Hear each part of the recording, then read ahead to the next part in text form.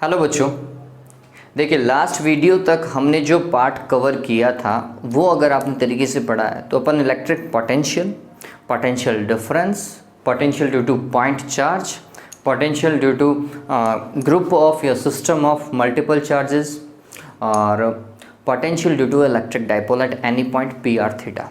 ठीक है, ये अपन कैलकुलेट कर चुके हैं, ये डेरिवेशन वाला पार्ट भी था हमारा, हो चुका है।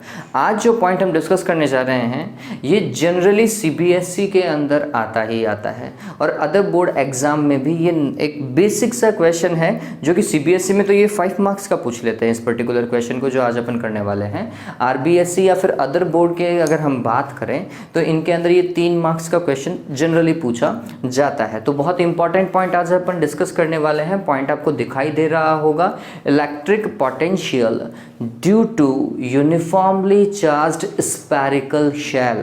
स्फेरिकल शेल लिख दीजिए या फिर हॉलो स्फेयर लिख लीजिए, बात एक ही होती है। ठीक है, और वो यूनिफॉर्मली चार्ज्ड होना चाहिए। जब हम स्फेरिकल शेल बोलते हैं या फिर हॉलो स्फेयर बोलते हैं तो हमें क्या पता होना चाहिए? That should be empty from inside. वो अंदर से क्या होना चाहिए? खाली होना चाहिए, खोखला होना चाहिए। ठीक है, खोखला समझते हो ना, प्लास्टिक की गेंद से कभी खेले हो आप? ये मैंने आपको पहले भी एग्जांपल बताया था कि हमारी जो प्लास्टिक की गेंद होती है ना, जिससे अपन बचपन में कभी खेला करते थे, ठीक, वो प्लास्टिक की बॉल कैसी होती है? अंदर से खोखली होती है। स्टम्पर की गेंद से अगर क्रिकेट कभी खेलिए, स्टम्पर की गेंद आती है, ठीक है, वो भी अंदर से क्या होती है? खोखली होती है। आप जो कॉस्को की बॉल जो जिससे आप क्रिकेट खेलते हैं वो भी क्या होती है? अंदर से खोखली होती है। ठीक है, तो इन बॉल को हम एक एग्जाम्पल ले सकते हैं हॉलो स्फेयर का, अगर उन्हें यूनिफॉर्मली चार्ज कर दिया जाता तो। ठीक, तो इस डेरिवेशन को करने से पहले हम ये मान करके चल रहे हैं, लेट वी हैव ये थ्योरी में आप लिख सकते हैं, let we have a hollow sphere of radius R, capital R, and a Q charge is given to it.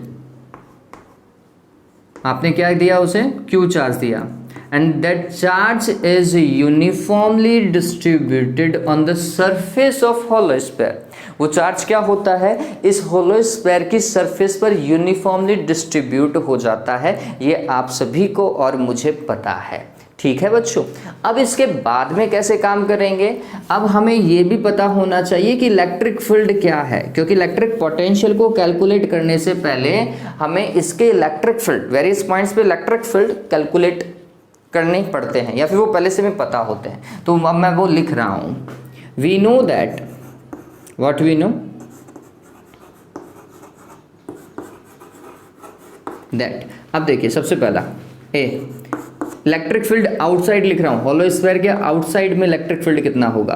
तो आंसर देख लीजिएगा, electric field outside the hollow sphere, uniformly charged hollow sphere, that is K Q divided by small R square. यही लिखते हैं। आप के को क्या लिख सकते हैं? 1/4 पाई एप्सिलॉन नॉट लिख सकते हैं। फिर कॉमा लगा करके लिख दीजिए इसकी condition, r should be greater than the radius of the sphere. ठीक है, फिर इसके बाद में क्या होगा? बी पॉइंट, सरफेस पर देखिए, electric field at surface, surface पर कितना होता है? K Q divided by capital are square. Surface की रेडियस आ जाएगी भाई, है ना, सेंटर से ये रेडियस यूज करोगे आप। फिर small r should be equals to capital R, ये पता रहता है आपको। ठीक है, फिर इसके बाद में क्या होगा? नेक्स्ट है electric field inside the hollow sphere, inside the hollow sphere it is always zero. आप सभी को पता है कि किसी भी हॉलो स्फेयर के अंदर इलेक्ट्रिक फील्ड कितना होता है बच्चों? जीरो होता है। क्यों? क्योंकि अंदर कोई चार्ज नहीं था। So when small r is less than capital R. ठीक है, और सेंटर पे अगर हम बात करें, सेंटर पर, तो सेंटर भी तो अंदर ही है, तो इसका मतलब electric field at centre it is also zero. और सेंटर के लिए स्मॉल आर की वैल्यू कितनी हो जानी चाहिए?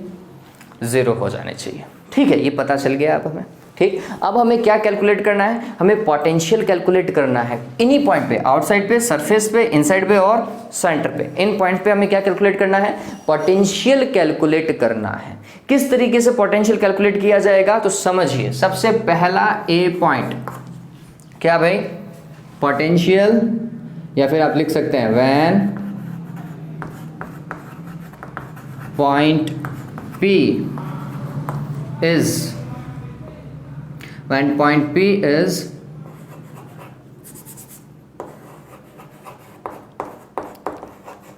outside this sphere,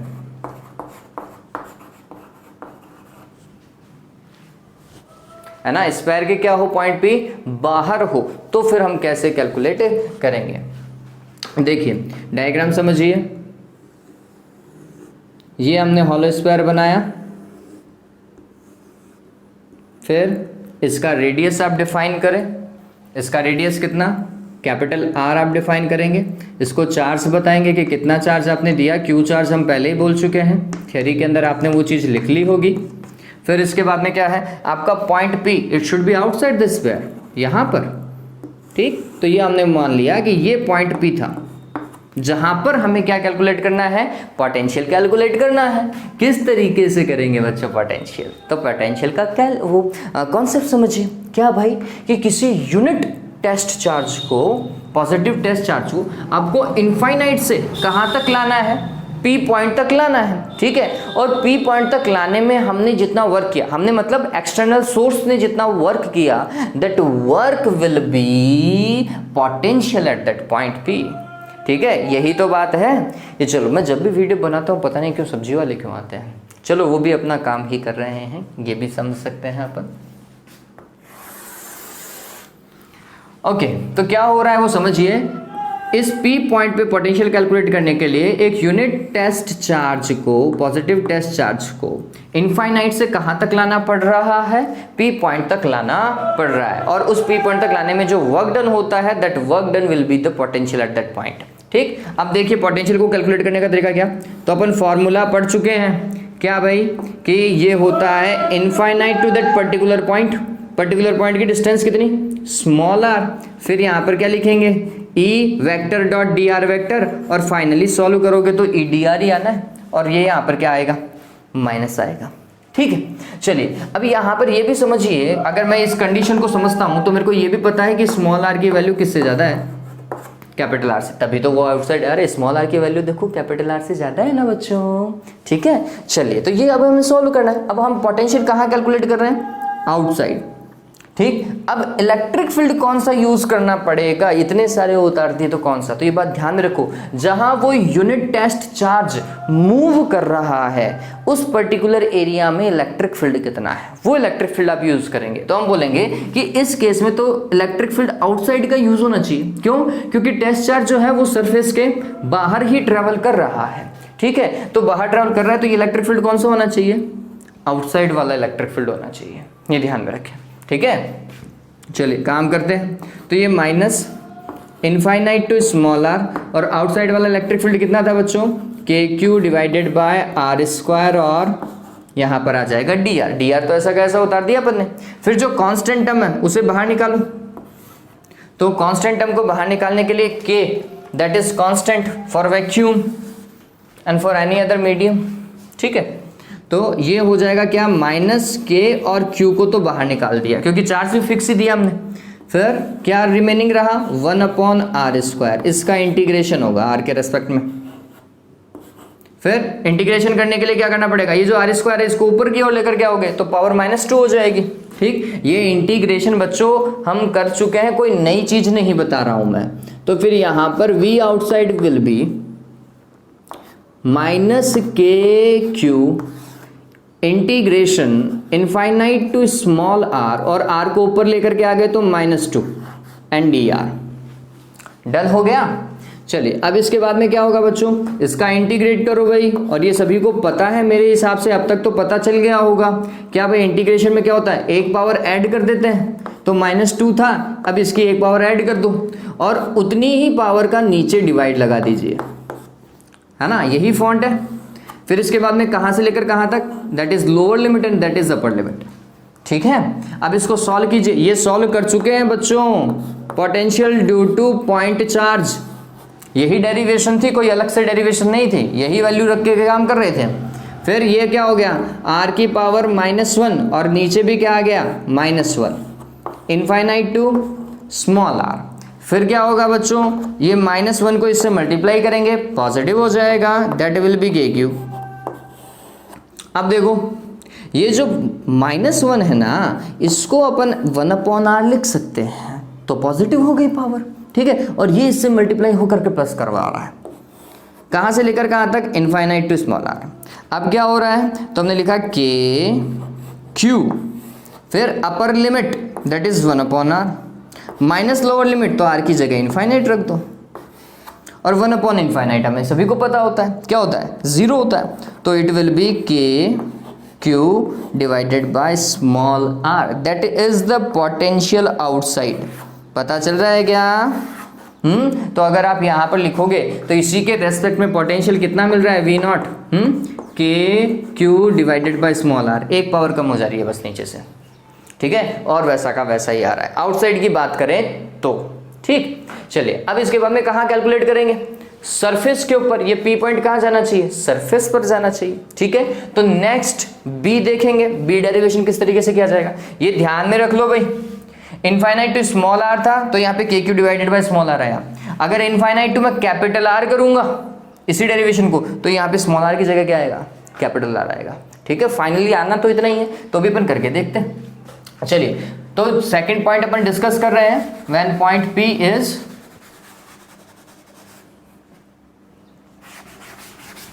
at surface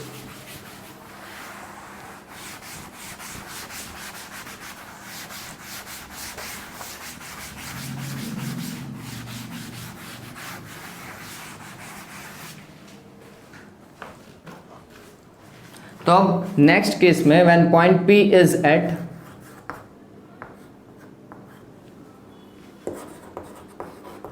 surface, और अगर सरफेस पर होगा तो पॉइंट P यहाँ होगा।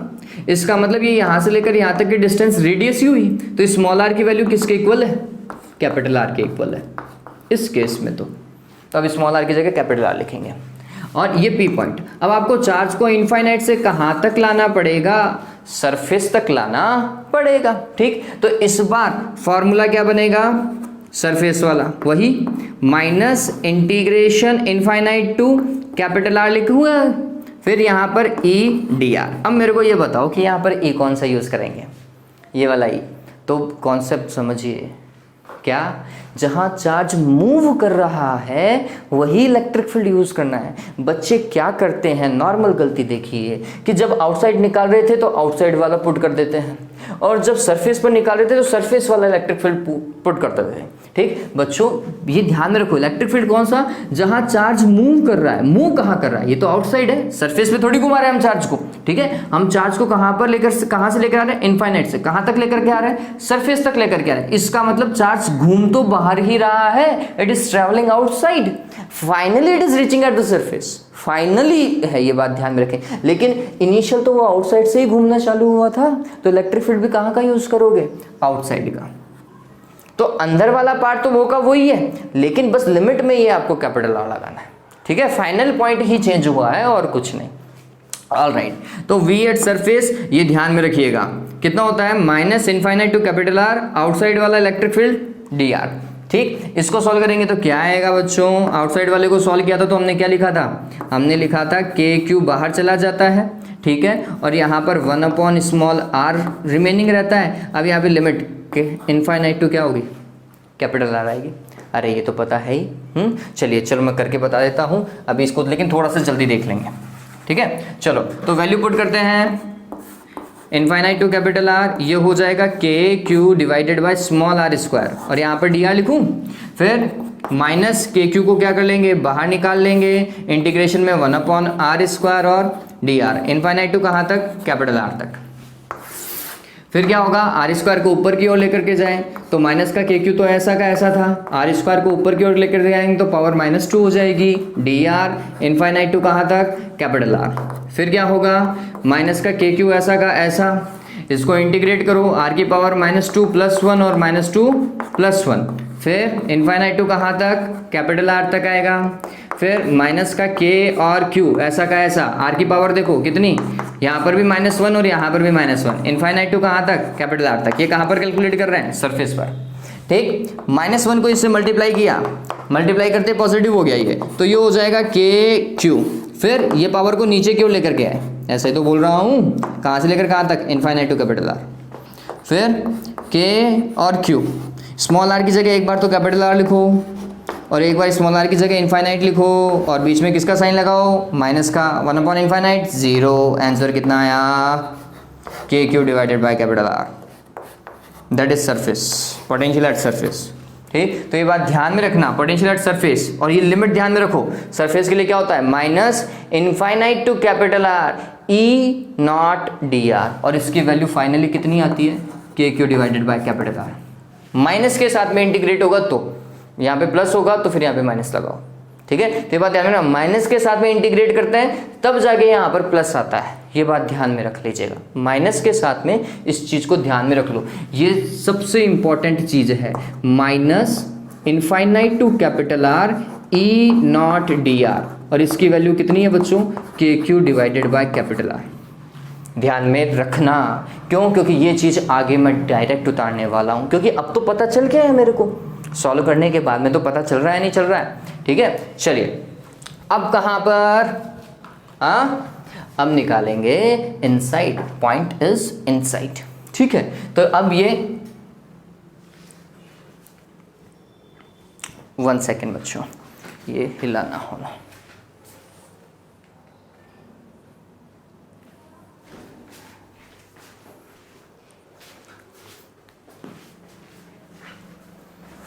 चलिए। तो अब इसके बाद में हम जो देखेंगे वो है सी पॉइंट, वो बी कर लीजिएगा उस तरफ नेक्स्ट केस को, है ना। तो अब सी पॉइंट देखने वाले हैं, when point P is inside the hollow sphere,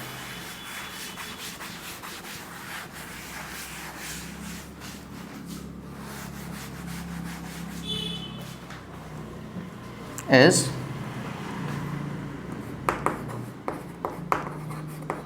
inside the hollow sphere। अगर इनसाइड है तो डायग्राम कैसा बनेगा बच्चों, तो वही डायग्राम लो,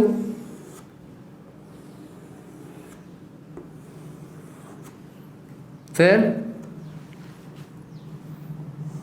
कैपिटल आर यूनिफॉर्मली चार्ज्ड होना चाहिए, और पॉइंट पी कहां पर गया, इस बार इनसाइड पर है, तो यहां पर वो पॉइंट पी है और ये वो डिस्टेंस स्मॉल आर है। अगर आप देखोगे इस केस में स्मॉल आर को, तो small r is quite lesser than capital R, ठीक है। तो हमने बोला small r is less than capital R, बात समझ में आई क्या। चलिए, सरफेस पर पोटेंशियल कितना था, सरफेस पर पोटेंशियल एट सरफेस के Q divided by capital R, ठीक है। चलिए अब देखो हमें क्या करना है, यहां पर अगर पोटेंशियल कैलकुलेट करना है तो आपको चार्ज को, यूनिट पॉजिटिव चार्ज को इस पॉइंट तक लाना पड़ेगा। तो इस पॉइंट पे लाने के लिए आपको सबसे पहले उस चार्ज को कहां लाना पड़ेगा, सरफेस पर, क्योंकि बिना सरफेस पे लाए उसे अंदर नहीं ला सकते, ठीक है। फिर सरफेस से लाने के बाद में उसे कहां मूव करवाना पड़ेगा, आंसर है उसे इनसाइड मूव करवाना पड़ेगा। यही बेसिक पार्ट था, ठीक है। अब अगर ऐसा है बच्चों, ठीक, तो हम क्या काम करने वाले हैं, हम इसे पहले तो वैसा का वैसा ही समझने वाले हैं, हम इनसाइड कैलकुलेट करने वाले हैं, and that will be integration infinite to small r, वो वैसा का वैसा ही है, माइनस चल ही रहा है, और ई डी आर। लेकिन अब यहां पर इसे चेंज करने की रिक्वायरमेंट है, क्या भाई, तो ये लिमिट दो पार्ट्स में टूटने वाली है। तो समझना इस चीज को कैसे लिखेंगे, माइनस जो चल रहा है वो चलेगा ही चलेगा, एक ब्रैकेट बनाओ, अब लिमिट को डिवाइड करो, क्या भाई, चार्ज को हम सबसे पहले इनफाइनाइट टू कहां पर लेकर के आ रहे हैं, सरफेस पर लेकर के आ रहे हैं, तो इनफाइनाइट से लेकर सरफेस पर लेकर आए, और क्या हुआ, एडीआर लिखा, प्लस अब चार्ज को कहां से कहां पर लेकर के आ रहे हैं, तो अब हम सरफेस से स्मॉल आर पे लेकर आ रहे हैं, सरफेस मतलब कैपिटल आर से कहां पर लेकर के आ रहे हैं, स्मॉल आर तक लेकर के आ रहे हैं, और यहां पर क्या होगा, ईडीआर, ठीक है। अब ई कौन सा यूज किया जाए, वो इंपॉर्टेंट है। तो हम ये देखते हैं कि इनफाइनाइट से यहां तक लाने में तो आउटसाइड वाला इलेक्ट्रिक फील्ड, तो फिर ये आउटसाइड वाला, और फिर सरफेस से अंदर लेकर के आ रहे हैं तो फिर अंदर मूव कर रहा है, अंदर मूव कर रहा है, तो फिर इलेक्ट्रिक फील्ड भी कहाँ वाला होना चाहिए, यहाँ पर इनसाइड वाला। तो ये वाला तो आउटसाइड का इलेक्ट्रिक फील्ड है, ये इनसाइड का इलेक्ट्रिक फील्ड है। इनसाइड का इलेक्ट्रिक फील्ड कितना है, वी नो दैट, 0, ठीक है। तो ये वाला पार्ट तो 0 हो जाएगा। तो सिंस देखिए E inside is 0, so integration from capital R to small r, E inside dr will be 0. Now अब क्या बचा भाई, V inside is equals to क्या हो जाएगा, is equals to it will be infinite to capital R, minus को अंदर multiply कर रहा हूँ, ये तो 0 हो ही गया, तो अब माइनस को अंदर मल्टीप्लाई करूँ, infinite to capital R E outside and dr. और गौर कीजिए, ये मैंने आपको बताया था याद रखने के लिए, क्या था भाई, आउटसाइड का जो इंटीग्रेशन था, लेकिन कैपिटल R की लिमिट थी, वो किसके लिए था, सरफेस के लिए था, ठीक, सरफेस के लिए था, तो इसका मतलब इसकी वैल्यू कितनी है, KQ divided by capital R, that is inside potential inside the sphere, ठीक। अब ये गौर करने वाली बात है कि अंदर इलेक्ट्रिक फील्ड तो 0 है, ये ध्यान में रखना, electric field is 0 here but potential is not 0, ये बात ध्यान में रखिएगा। अगर आपको कोई पूछे give any example where electric field is 0 but potential is not 0, ठीक है, so a uniformly charged hollow sphere is a good example where electric field is 0 inside it, the electric field is 0 but potential is non-zero.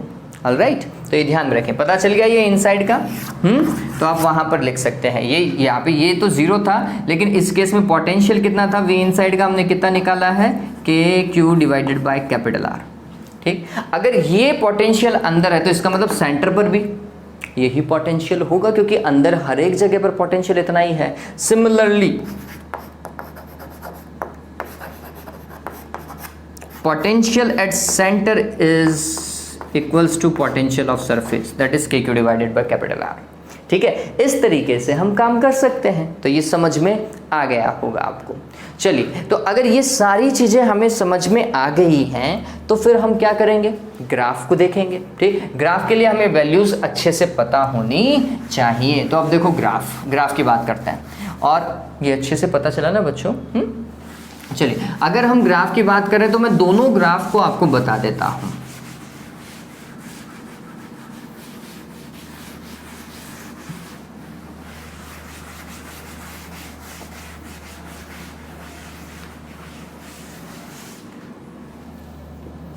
देखिए क्या है वो graph, तो सबसे पहले अपन electric field का ग्राफ देख लेते हैं, क्योंकि ये वैल्यूज हमें पता है। तो अगर इलेक्ट्रिक फील्ड की ये सारी वैल्यूज पता है, इनको मैं हटा देता हूं, ये बाद में लिख लेंगे।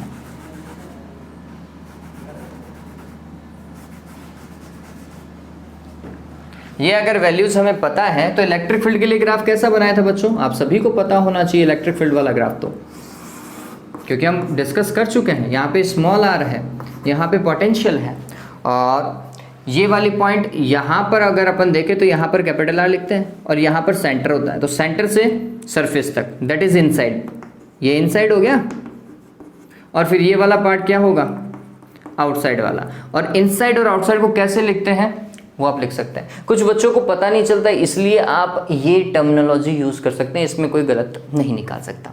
फिर हमें ये भी पता है कि 0 से लेकर कैपिटल R से पहले तक इनसाइड वाले पार्ट पे पोटेंशियल नहीं, इलेक्ट्रिक फील्ड की बात कर रहे थे, इलेक्ट्रिक फील्ड 0 रहता है, तो ये 0। लेकिन जैसे ही सरफेस पर आते हैं, सरफेस पर इट विल बिकम मैक्सिमम, ये बात ध्यान रखें, सरफेस पर मैक्सिमम होता है, ठीक। तो इलेक्ट्रिक फील्ड मैक्सिमम, ये पॉइंट मैंने बनाया और ये डॉट डॉट डॉट लाइन बनाई, और ये बोला कि ये इलेक्ट्रिक फील्ड कहाँ का है, सरफेस का है। और फिर सरफेस से जैसे ही बाहर की ओर निकलते हैं तो आप देखेंगे स्मॉल r जैसे जैसे इंक्रीज होता जाएगा, इलेक्ट्रिक फील्ड डिक्रीज होता जाएगा, लाइक दिस, और इनफाइनाइट पे जाके इलेक्ट्रिक फील्ड 0 हो जाएगा, ठीक है। तो ये पता चला, ये इलेक्ट्रिक फील्ड का था, ठीक। अब अगर इसी केस को हम किसके लिए, पोटेंशियल के लिए डिफाइन करें, तो पोटेंशियल सबसे पहले देखो, तो मैं लिख देता हूँ आउटसाइड वाला पोटेंशियल कितना था, KQ divided by small r, limit वही चल रही है। फिर सरफेस वाला पोटेंशियल कितना था, KQ divided by capital R। फिर इनसाइड वाला पोटेंशियल कितना था, KQ divided by capital R, उतना का उतना जितना सरफेस का था। एंड D सेंटर वाला पोटेंशियल कितना था, KQ divided by capital R, ठीक। तो तीन जगह पोटेंशियल सेम है, बस आउटसाइड ही पोटेंशियल जो है वो डिक्रीजिंग ऑर्डर में, मतलब तीन जगह कांस्टेंट पोटेंशियल है, यहां पर और यहां पर, मतलब सेंटर से लेकर सरफेस तक सेम पोटेंशियल चलेगा। फिर उसके बाद में जैसे आउटसाइड जाओगे डिक्रीज होगा। ठीक है, तो अगर मैं यहां पर पोटेंशियल का कर्व बनाने की कोशिश करता हूं तो ये कर्व कैसा जाएगा वो समझिए। Here it is small r and it is V. ठीक, अब ये कर्व कैसा होगा, तो ये कुछ इस तरीके से हमने बता देना है कि ये सेंटर, ये सरफेस, इस तरफ वाला आउटसाइड और इस तरफ वाला इनसाइड। तो सेंटर पे कितना के Q divided by capital are, फिर सरफेस पर कितना उतना का उतना ही, और इनसाइड भी कितना के Q divided by capital are. तो ये तीनों जगह तो सेम चल रहा है। ठीक है, और इसके बाद में ये डिक्रीज हो रहा है, इनवर्सली प्रोपोर्शनल है ना, तो फिर ये डिक्रीज हो रहा है इस तरीके से। ठीक है, तो इस तरीके से आप बताएंगे कि ये ग्राफ है, ये पोटेंशियल का ग्राफ है जिसमें ये लाइन और आ जाती है, जबकि इलेक्ट्रिक फील्ड का कर्व है। ठीक है, चलिए एक क्वेश्चन मैं आप लोगों के लिए छोड़े जा रहा हूं। अगर आप वीडियोस लगातार देख रहे होंगे तो फिर ये क्वेश्चन आपको इंटरेस्टिंग लगेगा। अपन ने अभी देखा हॉलो स्फीयर के लिए, हॉलो स्फीयर का इनसाइड वाले पार्ट में इलेक्ट्रिक फील्ड जीरो होता है लेकिन पोटेंशियल नॉन जीरो है।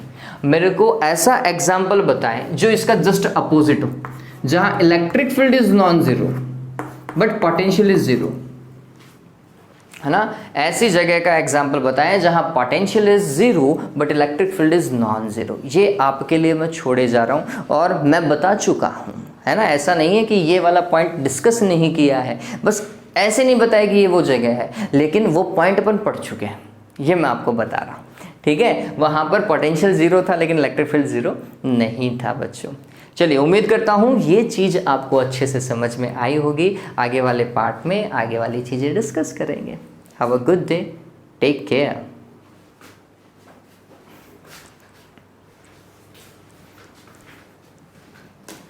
Hello.